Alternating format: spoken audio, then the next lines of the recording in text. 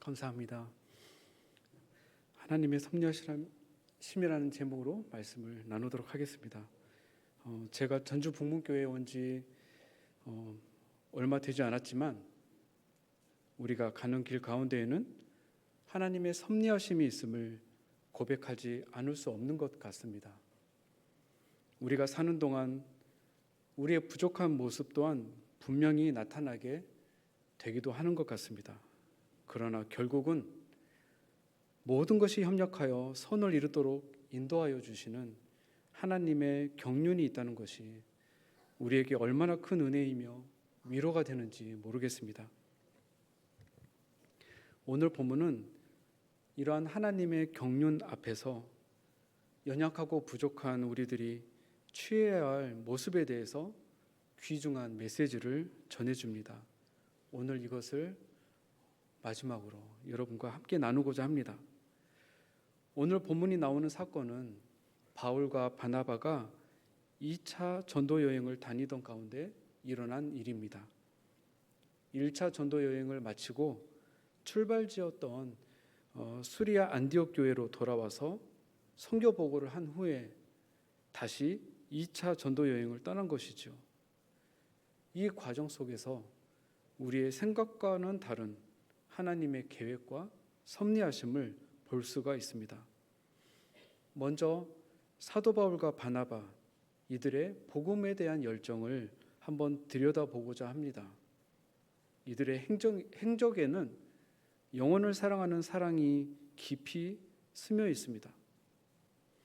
바울과 바나바의 1차 전도 여행의 마지막 사역지는 더베라는 도시였었는데요. 여기서 1차 전도 여행을 마치고 다시 복귀해야 하는 1차 전도 여행의 출발지 수리아 안디옥은 매우 가까웠습니다. 그래서 마지막 사역지 더베에서 곧장 안디옥으로 복귀할 수도 있었습니다.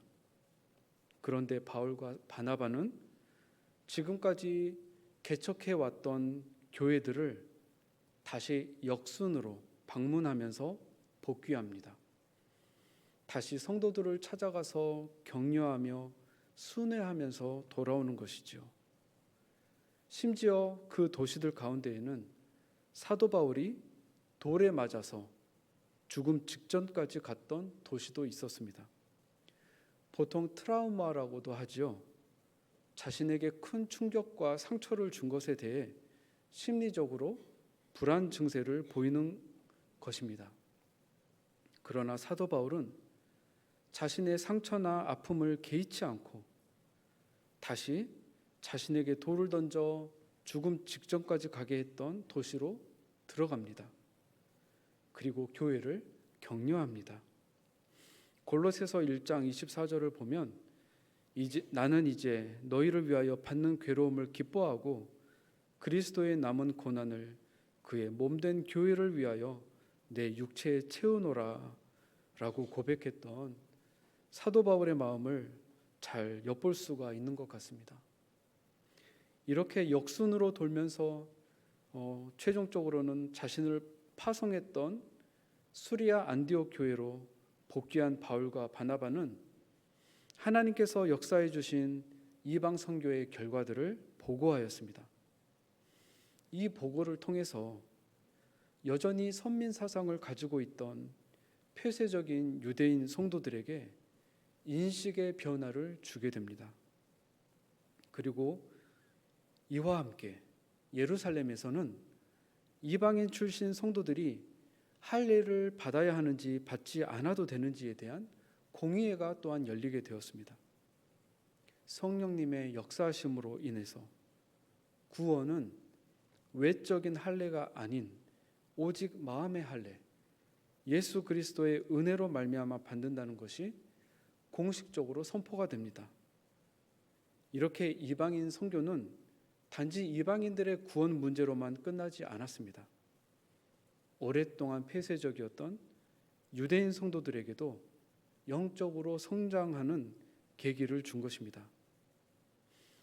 유대인 성도와 이방인 성도 사이에 있었던 그 율법 문제, 할례 문제가 해결됨에 따라서 이제 이방인들도 더욱 자유롭게 교회 공동체에 들어올 수 있게 된 것입니다.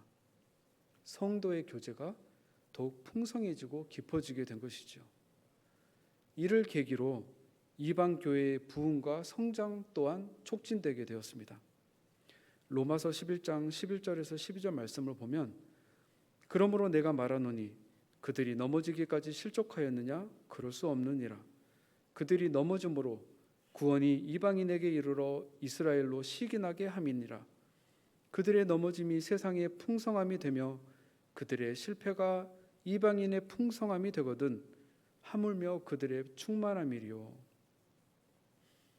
이방인의 구원을 시기하여 유대인이 더욱 구원을 얻게 하고, 또한 유대인의 회복을 통해서 이방 선교를 더욱 든든하게 하시는 하나님의 경륜과 섭리하심을 볼 수 있는 것입니다. 그런데 이때 아무도 예상하지 못한 사건이 일어납니다.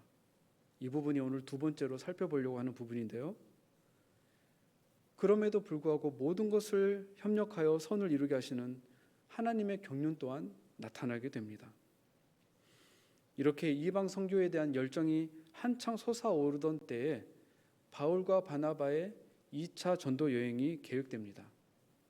이때 예기치 못한 분열이 발생하는 것입니다. 바나바의 생질, 다시 말해서 바나바의 조카 마가 요한을 2차 전도 여행에 합류시키느냐 마느냐가 논란이 된 것입니다. 바나바는 마가 요한의 외삼촌이었죠. 그래서 마가 요한은 1차 전도 여행에 함께할 수 있었습니다. 그런데 마가 요한은 그 1차 전도 여행 중에 현장의 어려움들로 인해서 예루살렘으로 다시 돌아가 버렸죠. 이런 과거 행적이 있는 마가를 다시 합류시키느냐 마느냐로 이방 선교의 두 큰 기둥 바울과 바나바가 서로 크게 다투게 된 것입니다. 결국은 어떻게 되었는지요? 이 두 일꾼이 서로 갈라지게 됩니다. 지난 2년 동안 서로 생사를 넘나들며 동력했던 자들이 서로 갈라져 버린 것입니다. 아무도 이런 상황이 생길 것이라고는 예상하지 못했을 것입니다. 당시 교회의 성도들은 어떻게 받아들여야 했을까요? 지금 우리는 역사의 결말을 알기 때문에 그저 덤덤하게 이 모습을 바라볼 수 있지만 당시 교회는 어떠했을까요? 이때는 잠잠히 하나님의 경륜과 섭리하심 앞에서 하나님의 뜻을 구하며 기도하는 것이 지혜로운 모습이 되는 것 같습니다. 동시에 사단에 참소하는 죄에도 동참하지 않게 됩니다. 저 역시도 늘 빠지기 쉬운 함정인데요. 사단은 참소하는 자입니다. 하나님의 경륜과 섭리하심에 도전하고 성도의 교제를 막으려고 합니다. 사단이 하는 일은 참소하는 것임을 성경은 보여줍니다.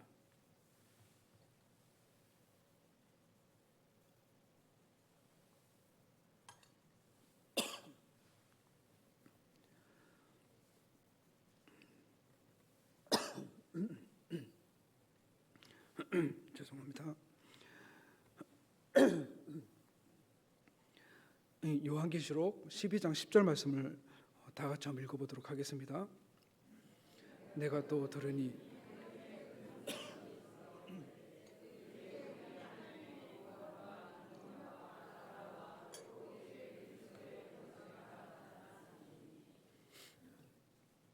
방금 읽은 구절 또 앞절을 보게 되면 사단이 하나님 권세에 도전해서 싸움이 났다고 알려줍니다. 이때 사용된 그 싸움이라는 그 어원을 보더라도 물리적인 싸움이 아니라 법적 공방을 말합니다. 서로 모함하고 참소하고 또한 그에 대해서 변호를 하는 행위를 말합니다. 참소는 서로 모함하고 허들뜯으며 상대를 고소하려 하는 것이죠. 그러나 이렇게 참소하는 사단은 결국 하나님 앞에서 패할 뿐이었습니다. 그리고 분을 품고 이 땅에 떨어지게 된 것이죠.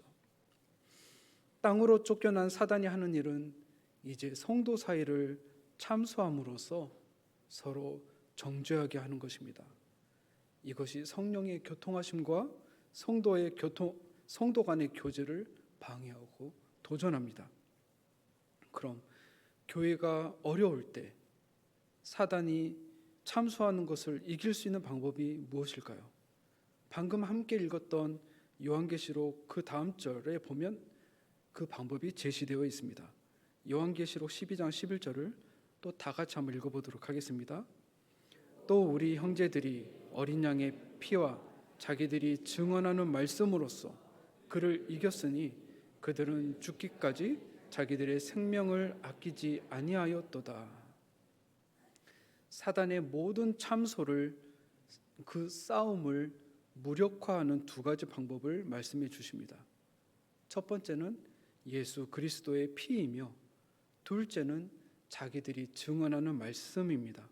곧 요한계시록 6장에서 다섯째 인을 떼실 때 말씀해 주셨던 하나님의 말씀과 그들이 가진 증거를 말합니다. 다시 말해서 예수 그리스도의 복음인 것입니다.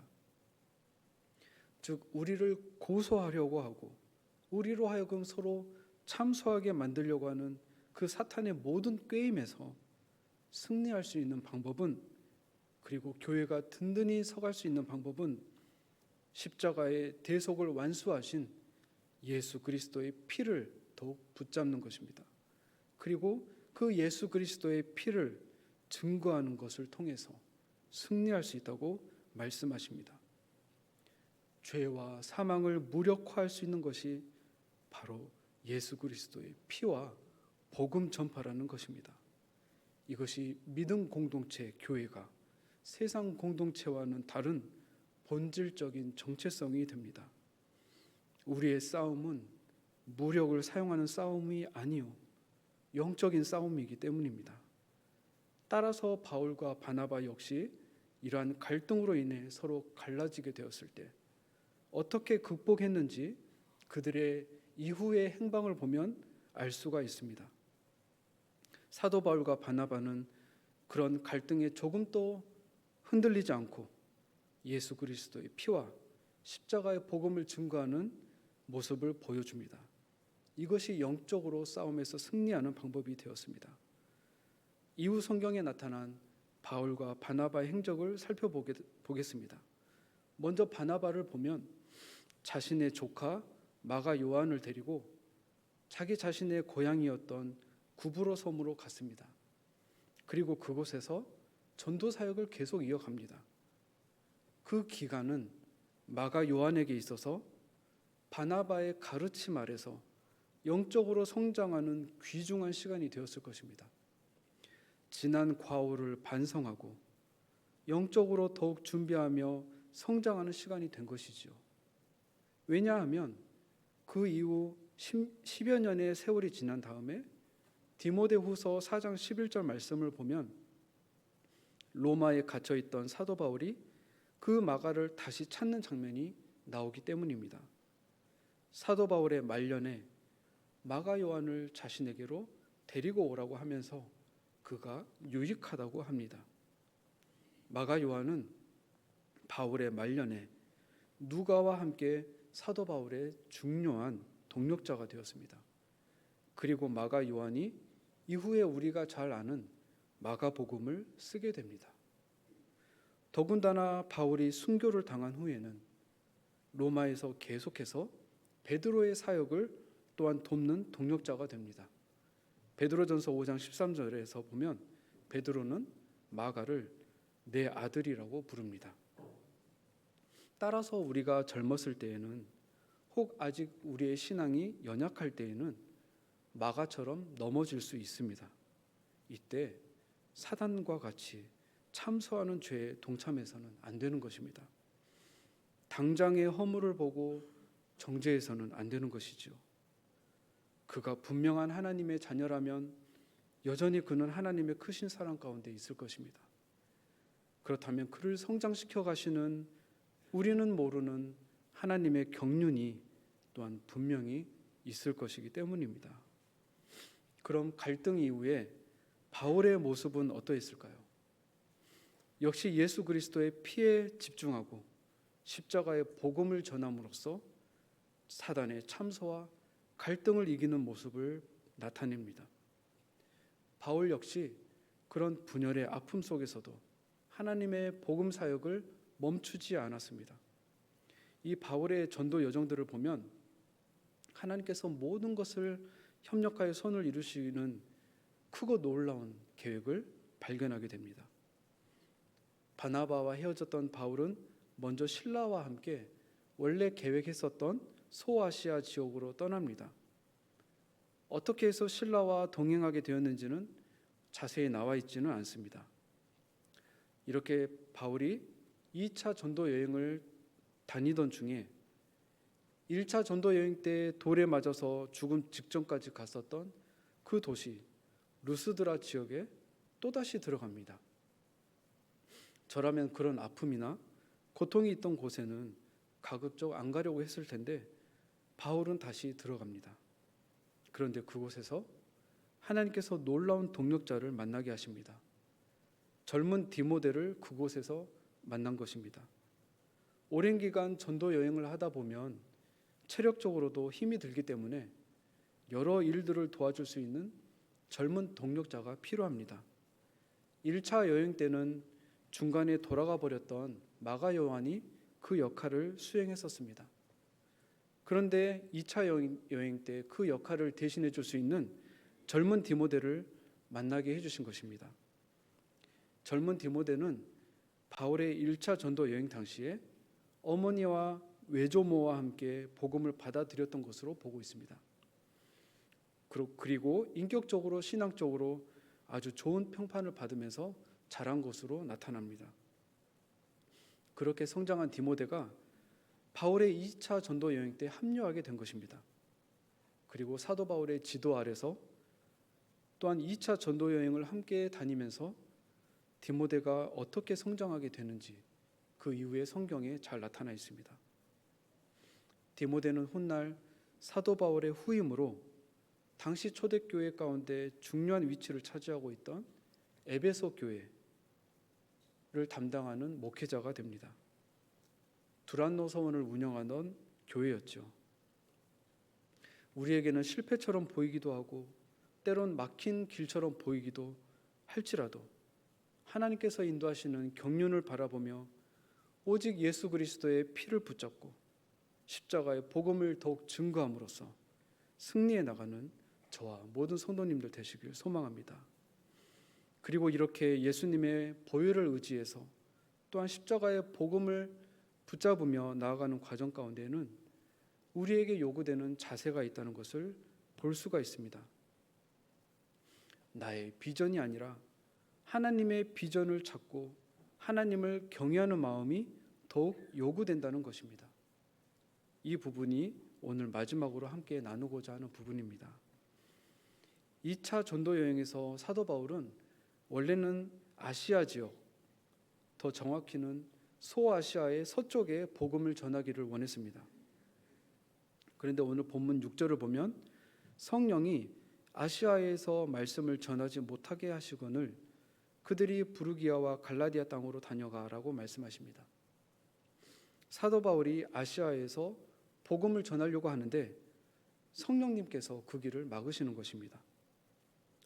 여기에서 사도 바울이 가려고 했던 지역에 대해서 신학자들의 대립되는 주장이 있긴 하지만 주로 소아시아 남쪽 지역으로 가려고 했다고 받아들여지고 있습니다.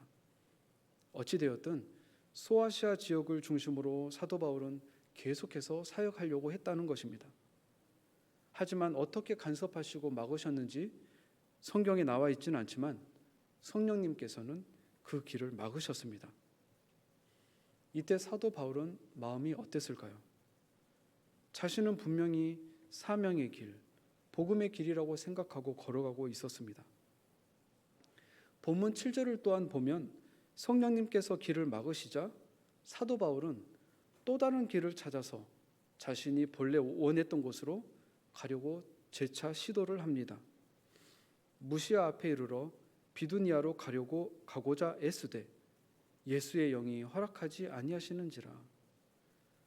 무시아 지역에 도달한 바울 일행이 다시 한번 소아시아 내륙 쪽으로 가기 위해서 무시아 동북쪽에 있던 비두니아 지역으로 가려고 했습니다. 그것도 애쓰면서 가려고 했다고 말씀하십니다. 그러나 그것도 하나님께서 막으십니다. 예수의 영이 허락하지 아니하시는지라 말씀하십니다. 분명 하나님을 위해 떠난 사역의 길이었습니다. 사도 바울의 성정이 잘 나와 있죠. 계획했던 길이 막히더라도 결코 포기하지 않고 또 다른 길을 찾아서 다시 애쓰면서 가려고 합니다. 그의 올곧은 의지를 엿볼 수 있는 모습입니다. 그럼에도 불구하고 길이 반복해서 막힐 때가 있다는 것입니다. 우리들뿐만 아니라 사도 바울에게서도 이렇게 돌고 도는 듯한 모습을 볼 수 있는 것입니다. 이렇게 연속적으로 과정이 막히자 사도 바울 역시 이제 하나님 뜻이 어디 있는가 생각하지 않을 수 없었을 것입니다. 하나님 앞에 나아가 다시금 하나님의 뜻을 묻는 시간을 갖게 되지 않았을까요?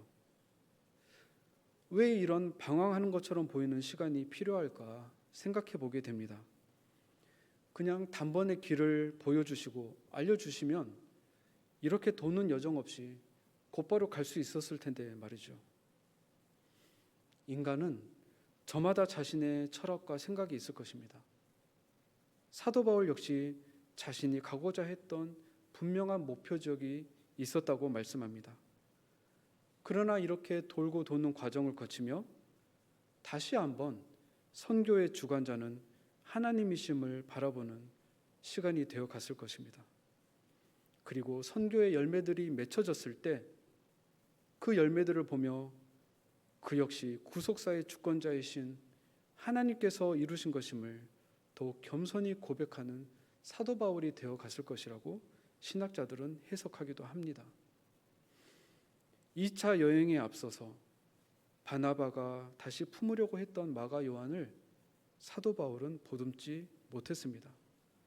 올곧은 자신의 성정을 드러냈습니다. 우리는 알지 못하는 하나님만이 보시는 양육의 여정이 필요했을지도 모르겠습니다. 선교의 주인은 하나님이심을 다시 깨달아 가는 것입니다. 이사야 55장 8절에서 9절 말씀을 보면 이는 내 생각이 너희 생각과 다르며 내 길은 너희의 길과 다름이니라. 여호와의 말씀이니라. 이는 하늘이 땅보다 높음 같이 내 길은 너희의 길보다 높으며 내 생각은 너희의 생각보다 높음이니라 라고 말씀하십니다. 여호와를 경외하는 것이 총명이며 이로써 여호와를 알게 되는 것이 우리의 지혜가 됩니다. 다만 우리 인간은 하나님 나라가는 그 순간까지 성화의 과정이 필요한 피조물인 것입니다. 하나님을 경외하기를 일평생 배워가는 것입니다. 이렇게 무시아에서 동북쪽, 다시 말해 내륙 쪽으로 가는 길이 또다시 막히니 이제 갈 수 있는 방향은 한 군데밖에 없습니다. 바로 무시아 서쪽입니다. 그쪽에는 해안 도시 드로아가 있었습니다. 우리에게 트로이 목마로도 잘 알려져 있는 지역입니다. 그 앞에는 유럽이 보이는 바다가 펼쳐져 있습니다. 하나님께서 그토록 보여주시고자 했던 유럽 지역이 바울의 눈앞에 펼쳐지게 된 것입니다. 그리고 그 드로아에서 드디어 하나님께서 사도 바울에게 계시를 보여주십니다. 이정표를 보여주십니다. 마게도냐 사람 하나가 와서 도우라는 환상이 나타납니다. 바울이 생각했던 것과 전혀 다른 하나님의 계획을 깨닫게 됩니다. 추후에 그 바다 건너편에 어떤 교회들이 세워지게 되는지 잘 아시죠? 빌립보 교회, 데살로니가 교회, 고린도 교회들이 개척되게 됩니다. 그리고 그 드로아 도시에서 하나님께서는 사도 바울에게 또 다른 예비하신 동력자를 만나게 하십니다. 바로 누가입니다.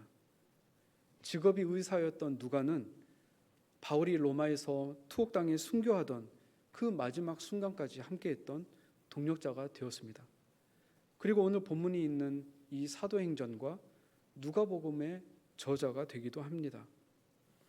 오늘 본문 10절 말미에 보면 하나님이 저 사람들에게 복음을 전하라고 우리를 부르신 줄로 인정함이로라 라고 고백하는데요, 여기에서 이 우리라는 단어 안에 그 누가가 포함되어 있는 것입니다.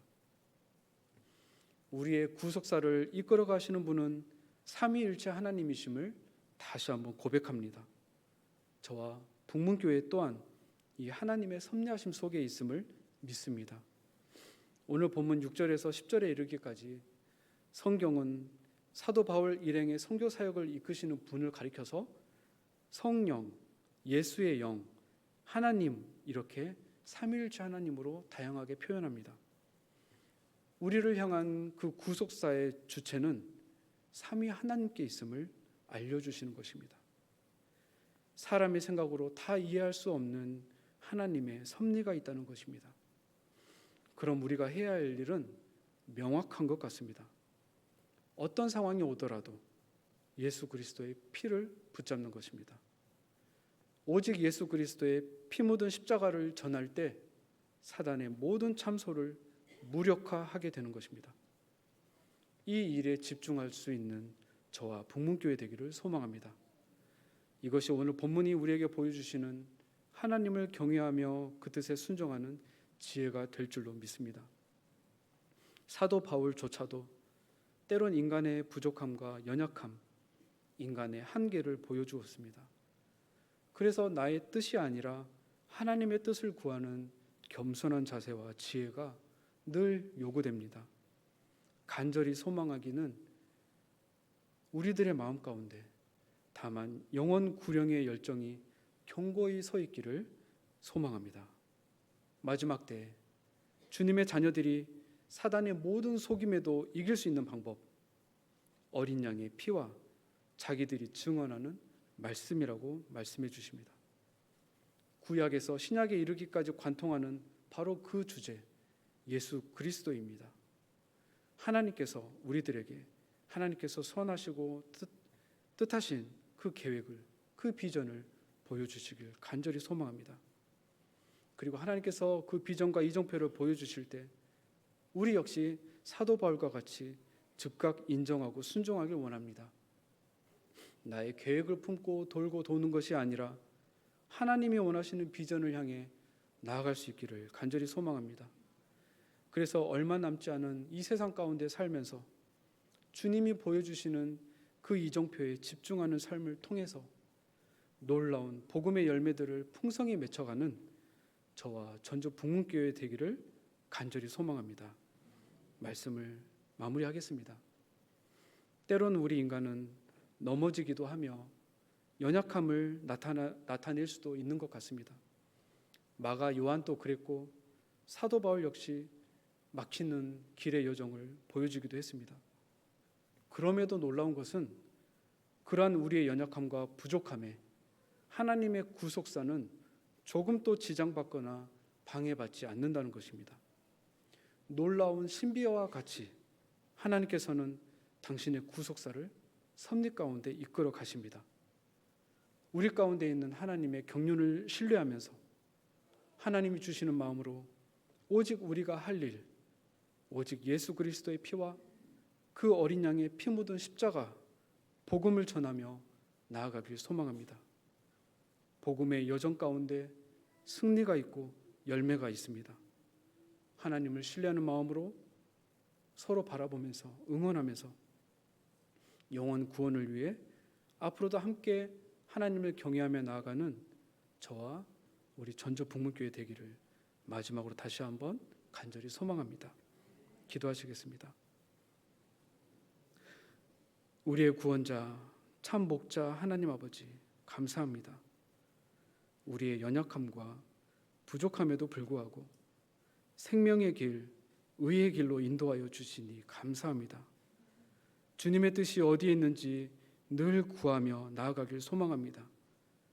구속사의 주인은 하나님이시며 그 모든 결과 또한 하나님의 역사하심의 열매들임을 고백합니다.